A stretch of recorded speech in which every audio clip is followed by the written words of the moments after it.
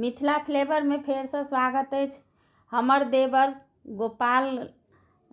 लालकर्ण के बियाह भेलनि हैं तऽ आइ हुनकर गृह प्रवेश छनि। ओहिके उपलक्ष्य में हम एकटा कोबर सुनबै छी तऽ अहाँ सब लाइक करब, सब्सक्राइब करब, कमेंट कऽ के बतायब जे केहन लागल। तऽ लिअ एकटा कोबर सुनू। घर पछुआरबा में नबी एक पोखरी,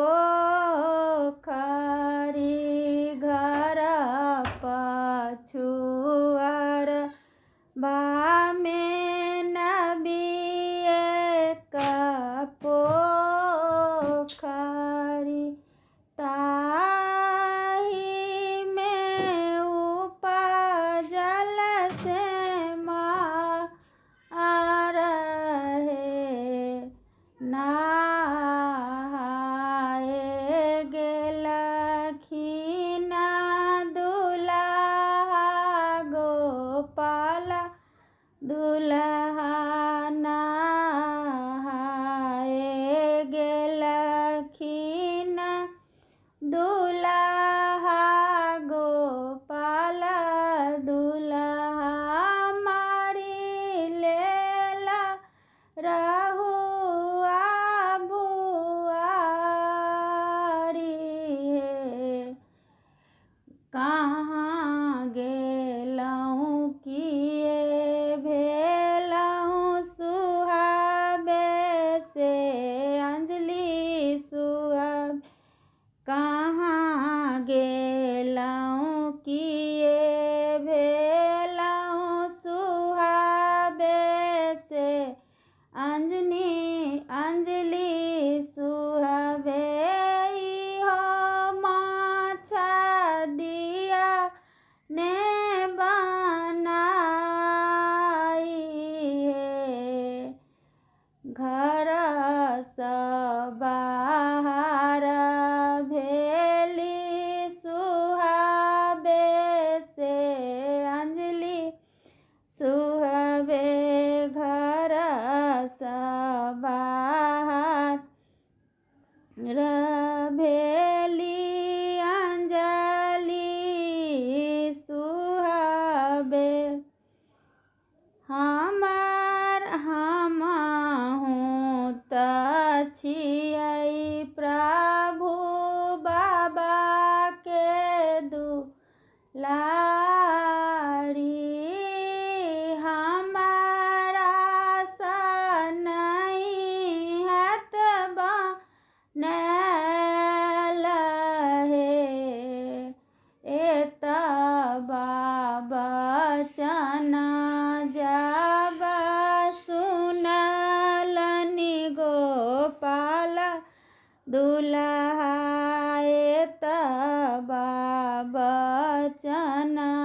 जब सुनलनि गोपाल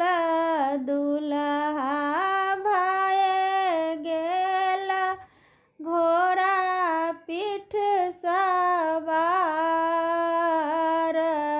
हे, घर सँ बाहर भेली सुहाबे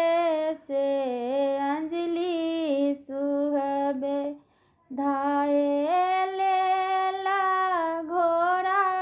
के लगाम हे, अपने तऽ जाइ छी प्रभु देश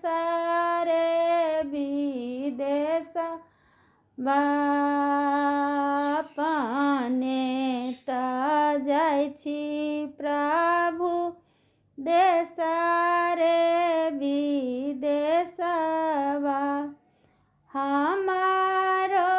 के कहाँ छोड़ने जाई हे, नहिरा में छौगे सुहाबे माए बाप रजबा, नहिरा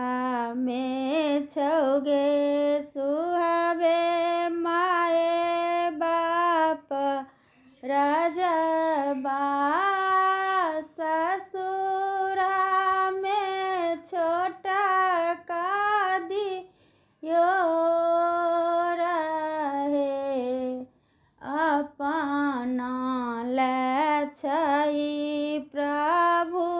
माए बाप भाई अपना ले छोटा का दियो रहे आही प्रभु रानाही प्रभु पहिरानाही प्रभु सोला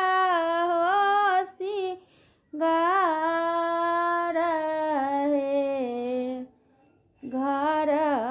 पछु